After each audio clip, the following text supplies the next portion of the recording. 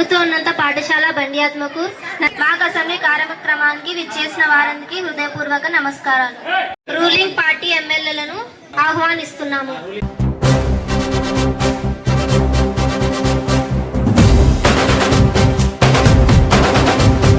Opposition party ఎమ్మెల్యేని ఆహ్వానిస్తున్నాము.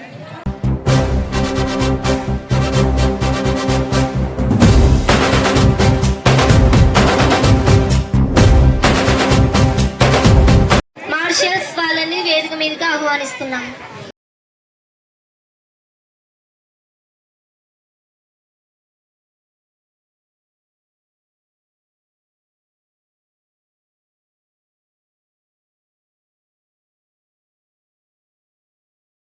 ముందుగా మన రాష్ట్ర గౌరవ ముఖ్యమంత్రి ఎస్ అబూబకర్ సిద్దిక్ గారిని సభ మండపంలోకి సాధారణంగా ఆహ్వానిస్తున్నాము. సభ్యులందరూ లేచి గౌరవం తెలపగలరు.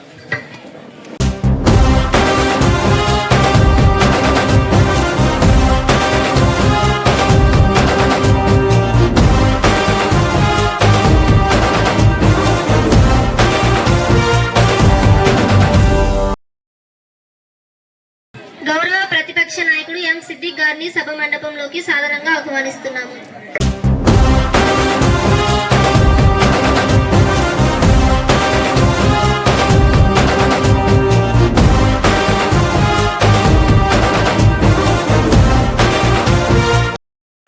హోమ్ మినిస్టర్ గారిని స్టేజ్ మీదకి రావాల్సిందిగా కోరుతున్నాం.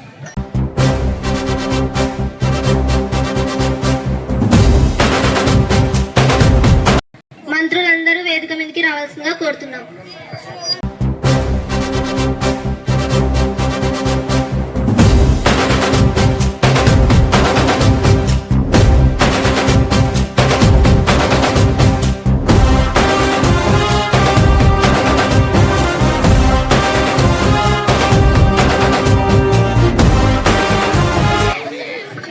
గౌరవనీయులైన సభాపతి జిఎస్ ముషరఫ్ జహా గారిని సభ మండపంలోకి ఆహ్వానిస్తున్నాం. సభ్యులందరూ లేచి నిలబడి గౌరవం తెలుపగలరు.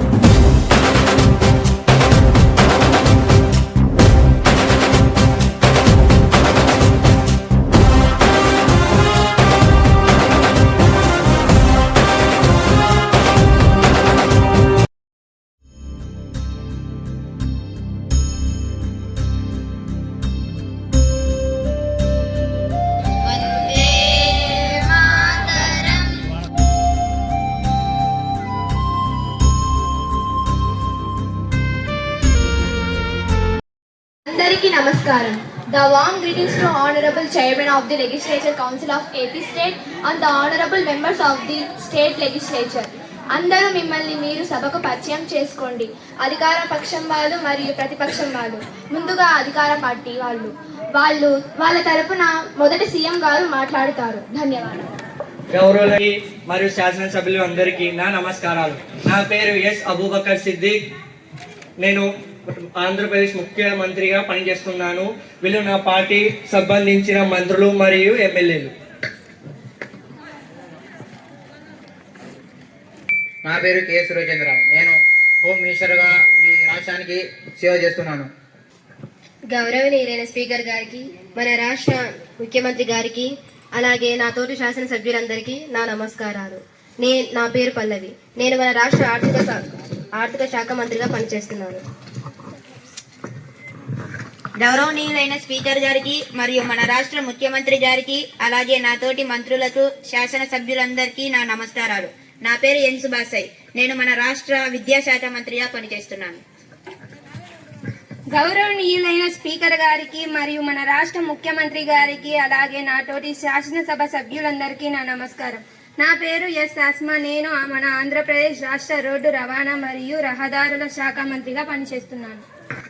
గౌరవనీయ స్పీకర్ గారికి, సభ్యులందరికీ నా నమస్కారాలు. నా పేరు పి సమీరా. నేను మహిళా రాష్ట్ర సంక్షేమ శాఖగా సేవలు అందిస్తున్నాను. గౌరవనీయులైన స్పీకర్ గారికి మరియు మన రాష్ట్ర ముఖ్యమంత్రి గారికి, అలాగే నాతోటి మంత్రులకు, ఎమ్మెల్యేలకు నా నమస్కారాలు. నా పేరు సురాగవి. నేను మన రాష్ట్ర వ్యవసాయ శాఖ మంత్రిగా సేవలు అందిస్తున్నాను. గౌరవనీయ స్పీకర్ గారికి మరియు మన రాష్ట్ర ముఖ్యమంత్రి గారికి, అలాగే నా తోటి శాసనసభ్యులందరికీ నా నమస్కారాలు.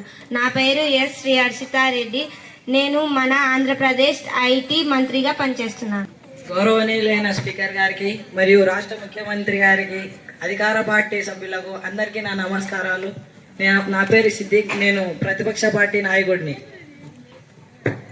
గౌరవనీయ స్పీకర్ గారికి మరియు సీఎం గారికి, మా పార్టీ నాయకుడికి, అలాగే నా తోటి సభ్యులకు నా నమస్కారాలు. నా పేరు కిరణ్. నేను ప్రతిపక్ష పార్టీ సభ్యుడిని. నంద్యాల జిల్లా నియోజకవర్గం ఎమ్మెల్యేను.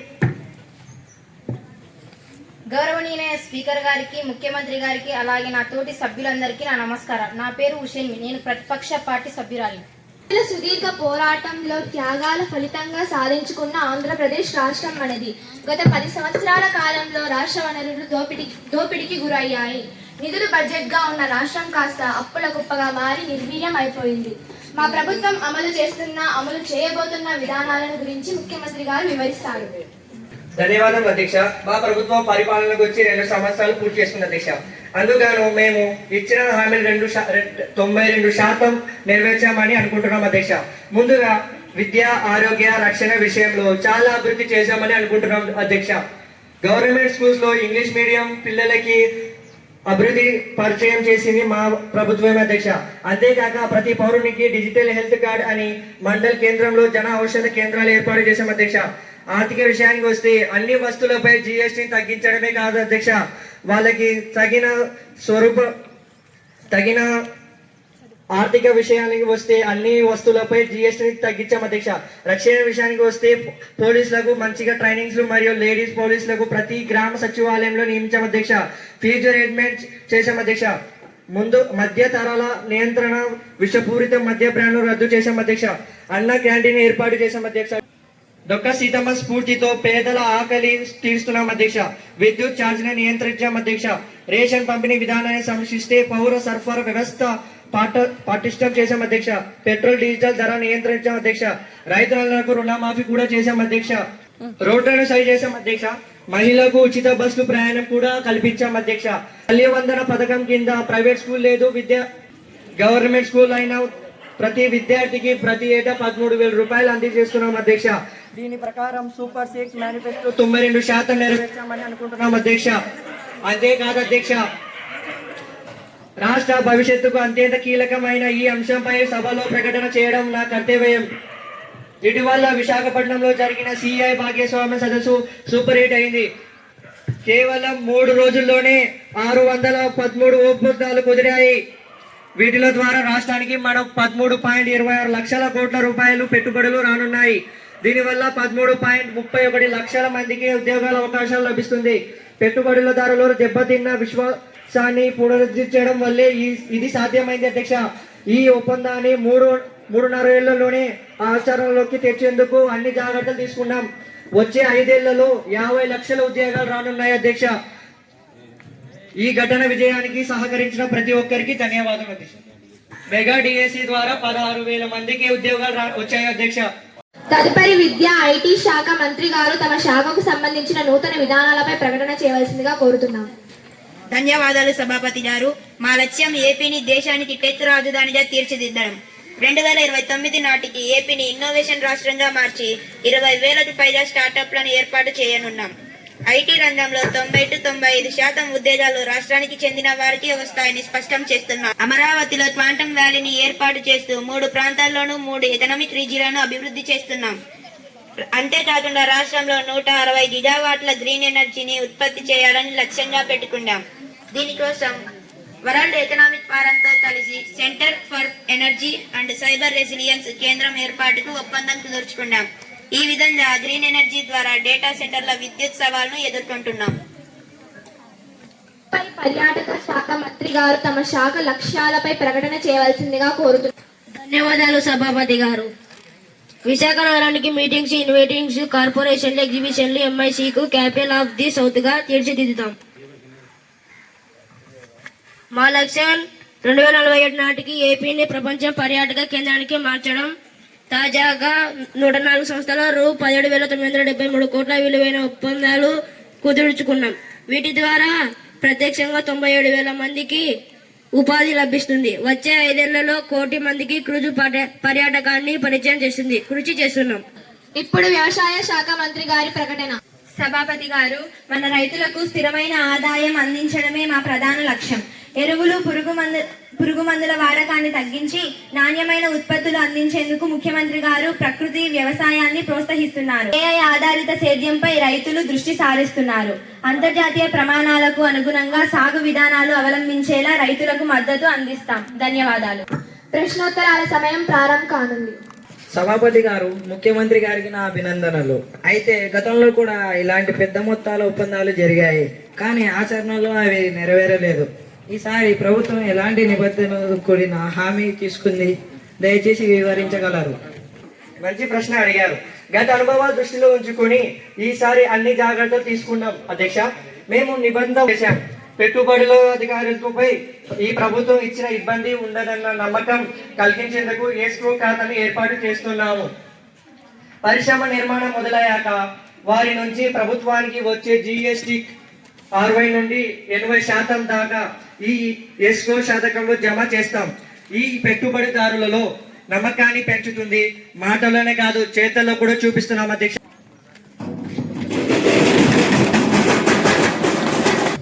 10 నిమిషాల పాటు సభను వాయిదా వేస్తున్నాము. అనంతరం ప్రశ్నోత్తరాల సమయం మొదలు కానుంది.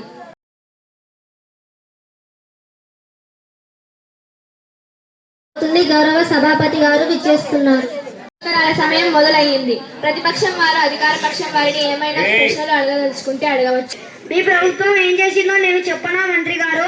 అధ్యక్ష, గవర్నమెంట్ మెడికల్ కాలేజెస్ ని ప్రైవేట్ కారం చేశారు. అది చాలక అధ్యక్ష, వైద్య సేవ అనే పథకాన్ని కూడా ప్రైవేట్ కారం చేశారు. ఇలా చేస్తే పేద పిల్లలు మెడిసిన్ ఎలా చదవగలరు? పేదవాళ్ళు పెద్ద పెద్ద ఆపరేషన్స్ కి అత్యంత డబ్బుని ఎలా ఖర్చు పెట్టగలరు అధ్యక్ష? ధన్యవాదములు. ఆరోగ్య శాఖ మంత్రిని మాట్లాడాల్సింది. మీరు అన్నారు సరే, అది ఎందుకు చేశామో కొంచెం అర్థం చేసుకొని వాదించండి. అధ్యక్ష, పేదలకు అన్యాయం చేయాలని కాదు, మేము అభివృద్ధి కోసమే చేశాం అధ్యక్ష. ఫోన్లో ఇన్స్టాగ్రామ్ చూడడం కాదు, న్యూస్ కూడా చూడమని ప్రతిపక్షం వారికి చెప్పండి అధ్యక్ష. మీరు అలా అనకండి మంత్రి గారు, అలా అనడం తప్పు. అధ్యక్ష, బయట ఒంటరిగా తిరగాలంటేనే భయం వేస్తుంది అధ్యక్ష. పోలీస్ డిపార్ట్మెంట్ ఏం చేస్తుంది అధ్యక్ష? ఇలా అయితే పట్టపగలే రోడ్లపై చైన్ స్నాచింగ్ అవుతుంది. హత్యలు కూడా లైవ్ లో చూడొచ్చు. హోంశాఖ వారు ఏం చేస్తున్నారు అధ్యక్ష? పోలీస్ డిపార్ట్మెంట్ తో కలిసి పాప్కార్న్ తింటూ టీవీలో బిగ్ బాస్ చూసుకుంటున్నారా? హోంశాఖ మంత్రి గారిని మాట్లాడవలసిందిగా కోరుతున్నాను. అధ్యక్ష, ప్రతిపక్ష నాయకులు వాళ్ళు బిగ్ బాస్ ని చాలా బాగా ఫాలో అవుతున్నారు. వాళ్ళ మాటలోనే తెలిసిపోతుంది వాళ్ళు కరెక్ట్ గా ఫాలో అవుతున్నారని. అధ్యక్ష, లేకపోతే ఏంది ఈ విడ్డూరంగా మాట్లాడుతున్నారు? నేరాలు ఘోరాలు ఎక్కడ జరిగాయని చెప్పమనండి. గతంలో కంటే కూడా ఇప్పుడు చాలా చాలా తగ్గిపోయాయి. ఈ సంఘటన జరగకపోయే ముందే భావించి ప్రతి పొలిటీషియన్ కూడా 2 లేదా 3 లేడీ కానిస్టేబుల్లను ఏర్పాటు చేశాం.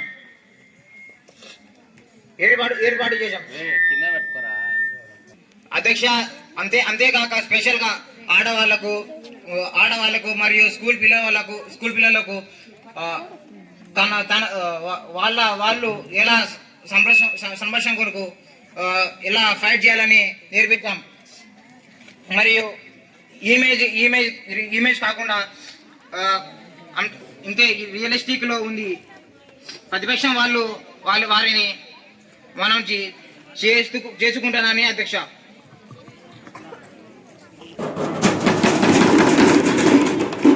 అధ్యక్ష, మొన్న తుఫాన్ కారణంగా చాలా పంటలు నాశనం అయ్యాయి. రైతులకు నష్టపరిహారం ఇంకా ఇవ్వలేదు. ఇవ్వాలనా లేక ఇవ్వకుండా దాటేద్దామనా? రుణమాఫీ చేస్తాం, అది చేస్తాం, ఇది చేస్తామని అన్నారు అధ్యక్ష. ఇంత దాకా రుణమాఫీ చేయలేదు. మీ ఉద్దేశం ఏమిటి? రైతులకు దోహం చేయాలనా? మేము ప్రజల సమస్యల గురించి మాట్లాడడానికి వచ్చాం, వారిలో పెళ్లికి పేరెంటానికి కాదు అధ్యక్ష. రైతులకు నష్టపరిహారం కోసం నిన్ననే జీవోని పాస్ చేశాం అధ్యక్ష. దానికి కొంత సమయం పడుతుంది. అంతేకాని రైతన్నలకి ద్రోహం చేయాలనే ఉద్దేశం మాకు లేదు అధ్యక్ష. అయినా మేము పరిపాలనలోకి వచ్చి 2 సంవత్సరాలే కదా అయ్యింది. అంతలోనే రుణమాఫీ అంటే మా దగ్గర అంత బడ్జెట్ లేదు అధ్యక్ష. ఇప్పుడే కదా పరిపాలనలోకి వచ్చింది, ఇంకా 3 సంవత్సరాలు ఉంది. రుణాలను మాఫీ చేస్తాం అధ్యక్ష. మీలాగా రుణాలను మాఫీ చేస్తామని చెప్పి మాట తప్పడం రైతన్నలను నిలువుగా ముంచే పార్టీ కాదు మాది, తమరిలాగా. వృధాగా మాట్లాడితే కాదు అధ్యక్ష, చేతుల్లో కూడా చూపించాలి. వృధాగా మాట్లాడడం కాదు అధ్యక్ష, చేసి చూపిస్తాం. అపోజిషన్ పార్టీ సభ్యులు వారిని మాట్లాడవలసిందిగా కోరుతున్నాను. అధ్యక్ష, చదువుకున్న యువత సాంకేతిక రంగంలో పక్క రాష్ట్రానికి తరలి వెళ్తున్నారు అధ్యక్ష. మన రాష్ట్రంలోని యువత పక్క రాష్ట్రానికి వెళ్ళి పని చేయడం ఏంటి అధ్యక్ష? విశాఖపట్నాన్ని ఐటీ హబ్గా మేము చేస్తే దానికి పేరు మార్చి గూగుల్ డేటా సెంటర్ అని మీరు నడుపుతున్నారు. ఇంతకీ మన యువతకి సాంకేతిక రంగంలో ఈ రాష్ట్రంలో ఉద్యోగాలు ఉన్నాయా లేవా, లేకుంటే ఈ ఉద్యోగాలు కూడా బయటి దేశాల వారికి అప్పగించాలని మీ ఉద్దేశమా? ఐటీ శాఖ మంత్రి గారిని మాట్లాడవలసిందిగా కోరుతున్నాం. ఉద్యోగాలు చేయాలంటే ముందు కంపెనీలు ఉండాలి కదా అధ్యక్ష. గత ప్రభుత్వం కేం ఐటీ మీద అసలు పట్టింపే లేదు. కంపెనీలు కట్టడం పూర్తి అయ్యాక మన యూత్ వాళ్ళకి కంపెనీలు తప్పకుండా ఇస్తాము అధ్యక్ష. అయినా వీరు అన్ని చూసి కూడా అసహ్యంగా ఎలా మాట్లాడగలుగుతున్నారో ఏమో.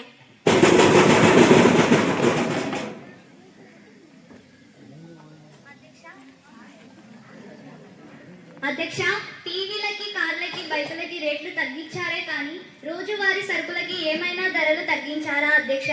దీనివల్ల మధ్య తరగతి వాళ్ళు, పేదవాళ్ళు చాలా ఇబ్బంది పడుతున్నారు.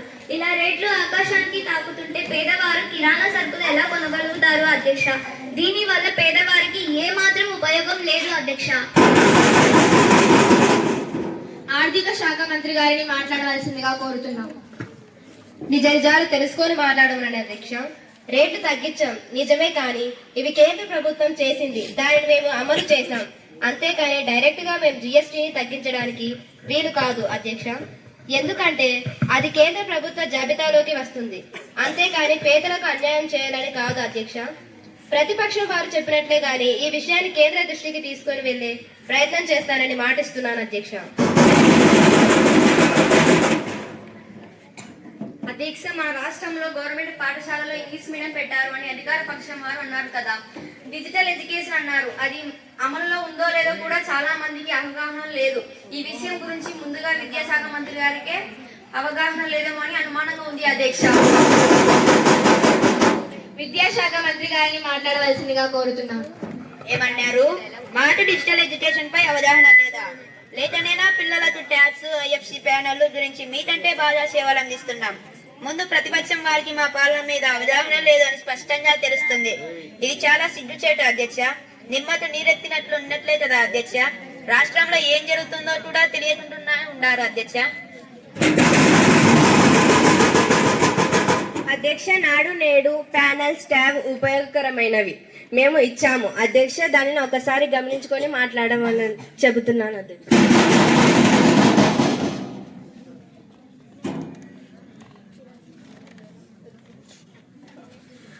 అధ్యక్ష, ఈ మధ్య కాలంలో రోడ్డు ప్రమాదాలు ఎక్కువగా జరుగుతున్నాయి అధ్యక్ష. వాటికంతా కారణం రోడ్లు సరిగ్గా లేకపోవడం అని ప్రజల అభిప్రాయం అధ్యక్ష. దీనికి మీరు బదులు ఏం చెప్పదలుచుకున్నారు అధ్యక్ష? రోడ్లను సరి చేసేది ఎప్పుడు? మేము రోడ్లపై తిరిగేది ఎప్పుడు అధ్యక్ష? ధన్యవాదాలు. రోడ్డు రవాణా మరియు రహదారుల శాఖ మంత్రిని మాట్లాడవలసిందిగా కోరుతున్నాను. అధ్యక్ష, గత ప్రభుత్వం చేసిన ఘనకార్యమే ఇది. ఇప్పుడు భారీ వర్షాల కారణంగా రోడ్లపై ఎఫెక్ట్ పడింది. గత ప్రభుత్వం వారు అప్పుడే రోడ్లను సరి చేసి ఉంటే బాగుండు. సరి చేశారు, కానీ చేశాక ఇంకా రోడ్లు నాశనం అయ్యాయి. మట్టితో సరి చేశారు అధ్యక్ష. ఎవరైనా రోడ్లను ఇలా చేస్తారా అధ్యక్ష? వాళ్ళు చేసి మా ప్రభుత్వాన్ని నిందిస్తే ఎలా అధ్యక్ష? రోడ్డు ప్రమాదాలకు మేమేదో కారణం అనేలాగా అంటున్నారే. ప్రతిపక్షం వాళ్ళు అవి సమాజమే, దానికి ఏం చేయాలి అధ్యక్ష? ప్రమాదాలలో చనిపోయిన వారి కుటుంబానికి ప్రాణం నష్టం కింద డబ్బులు ఇస్తున్నాం అధ్యక్ష. రోడ్లను కూడా త్వరలోనే సరి చేస్తామని మనవి చేసుకుంటున్నాను అధ్యక్ష. ఏంటండి మీ ప్రభుత్వం? గర్భిణీ స్త్రీలకు, అప్పుడే పుట్టిన పిల్లలకు అంగన్వాడీలను ఏం పట్టించుకోవడమే లేదు అసలు అధ్యక్ష. గర్భిణీ స్త్రీలకు ఇవ్వాల్సిన పౌష్టికాహారం, చిన్నపిల్లలకి ఇవ్వాల్సిన గుడ్లు, పాల ప్యాకెట్స్ ఇవ్వడమే లేదు. మహిళా శేషు సంఖ్య శాతం వారు ఏం చేస్తున్నారు అధ్యక్ష? అధ్యక్ష, వారికైనా తెలుస్తుందో లేదో ఈ విషయం గురించి. మహిళా మరియు శిశు సంక్షేమ శాఖ మంత్రిని మాట్లాడవలసిందిగా కోరుతున్నాను. అధ్యక్ష, ప్రతిపక్షం వారికి వాస్తవాలు ఇంకా తెలిసినట్టు లేదు. మేము గర్భిణీ స్త్రీలకు, చిన్నపిల్లలకు, అంగన్వాడీ కేంద్రాలకు ఇవ్వవలసినటువంటి ఇచ్చాము అధ్యక్ష. ఈ నెల కొంచెం లేట్ అయింది. ప్రతి నెల టైం కంటే కొంచెం ముందే ఇచ్చేవాళ్ళం అధ్యక్ష. ప్రతిపక్షం వారికి బ్యూటీ పార్లర్ కాకుండా అప్పుడప్పుడు మన రాష్ట్రంలో ఏం జరుగుతుందని తెలుసుకోమని చెప్పండి అధ్యక్ష. అధ్యక్ష, మన రాష్ట్రానికి రాజధాని ఎక్కడ ఉంది అధ్యక్ష? మన రాష్ట్రానికి అంటూ రాజధాని ఉందో లేదో బయటి రాష్ట్రం వాళ్ళు మమ్మల్ని అడిగితే ఏం చెప్పాలి అధ్యక్ష? మన రాష్ట్రానికి అవమానం, ఎంత అవమానం! ఆంధ్రప్రదేశ్ రాష్ట్ర వాసులకు ఏం సిగ్గుచేటు అధ్యక్ష. ముఖ్యమంత్రి గారు మాట్లాడవలసిందిగా కోరుతున్నాను. అధ్యక్ష, మేము మన రాష్ట్రానికి రాజధానిని అమరావతిని అభివృద్ధి చేశాం అధ్యక్ష. కానీ గత ప్రభుత్వంలో విశాఖపట్నాన్ని రాజధానిగా ఎంచుకున్నారు అధ్యక్ష. అమరావతి ఆల్రెడీ రాజధానిగా ఉన్నప్పుడు విశాఖపట్నాన్ని ఎందుకు ఎంచుకున్నారో నాకు అర్థం కాలేదు అధ్యక్ష. ఇప్పుడైతే రెండు చోట్లన అభివృద్ధి చేయాలంటే చాలా కష్టంగా ఉంది అధ్యక్ష. మాకు చాలా బడ్జెట్ వేస్ట్ అవుతుంది అధ్యక్ష. అభివృద్ధి గురించి తెలియదు కానీ మమ్మల్ని విమర్శిస్తే ఎలా? వాస్తవాల గురించి మాట్లాడాలని ప్రతిపక్ష వారులు కోరుతున్నాను అధ్యక్ష. అధ్యక్ష, అధికార పక్షం వారు హద్దులు మీరి మాట్లాడుతున్నారు అధ్యక్ష. వారి మాటల్ని వెనక్కి తీసుకోమని చెప్పండి అధ్యక్ష. వారి మాటల్ని రికార్డు నుంచి తొలగించండి అధ్యక్ష. అభివృద్ధి అంటే వాళ్ళకి ఎలా తెలుస్తుంది ముఖ్యమంత్రి గారు? వాళ్ళకి అభివృద్ధి పట్ల కాస్తైన అవగాహన లేకనే ఈనాడు మనం ఇంత తాపత్రయపడాల్సి వస్తుంది రాజధాని కోసం. అభివృద్ధి గురించి తెలుసుకోండి ఫస్ట్. ముసుగులో ఆడవాళ్ళలాగా గాజులు వేసుకొని ఉండడం కాదు. స్త్రీలను గౌరవించడం మన సాంప్రదాయం అలాంటిది. స్త్రీలను గురించి అలా తప్పుగా మాట్లాడడం తప్పు అధ్యక్ష. అధికారం పక్షం వాళ్ళను ఈ మాట వెనక్కి తీసుకోమనండి అధ్యక్ష. మీరు ఇలా అనడం చాలా తప్పు అండి. మీ మాటల్ని వెనక్కి తీసుకోండి. లేదు అధ్యక్ష, నేను నా మాటని వెనక్కి తీసుకోను. అధ్యక్ష, అధికార పక్షం వారు హద్దులు మీరి మాట్లాడుతున్నారు అధ్యక్ష. వారి మాటల్ని వెనక్కి తీసుకోమని చెప్పండి అధ్యక్ష. అధ్యక్ష, వారి మాటల్ని రికార్డు నుంచి తొలగించండి అధ్యక్ష. అధికార పక్షం వాళ్ళు ప్రజల సమస్యలను తీర్చడానికి కాదు, మాతో గొడవ పడడానికి అసెంబ్లీకి వస్తున్నట్లు ఉంది అధ్యక్ష. మేము ఎవరితో గొడవలు పెట్టడానికి రాలేదు అధ్యక్ష. మేము ఇక్కడ మన రాష్ట్రాన్ని అభివృద్ధి గురించి చేయడానికి, ప్రజల సమస్యలు తెలియజేయడానికి, చర్చించడానికి మధ్య వచ్చాము అధ్యక్ష. మన అందరం నాయకులం, మనం ఒకటే. గొడవలు పడకూడదు. ప్రజల కష్టాలను తీర్చుదాం. మన రాష్ట్రం వికసిత ఆంధ్రప్రదేశ్ గా తీర్చిదిద్దుదాం. అందరు కలిసి మన రాష్ట్రాన్ని చాకచక్యంగా చేయాలనేది మన విధానం. జై హింద్, జై ఆంధ్రప్రదేశ్. ఏంటి అధ్యక్ష, మీరంతా అబద్ధాలు చెప్తూ మమ్మల్ని తింటున్నారు. మీరే అధ్యక్ష. సభను భంగం చేయకండి.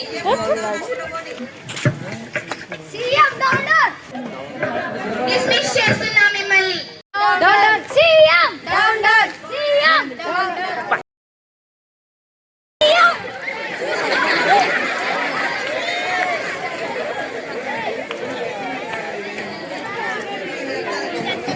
సభ కార్యక్రమాలు ముగిసినందున సభను రేపటికి వాయిదా వేస్తున్నాను. అందరికీ ధన్యవాదాలు.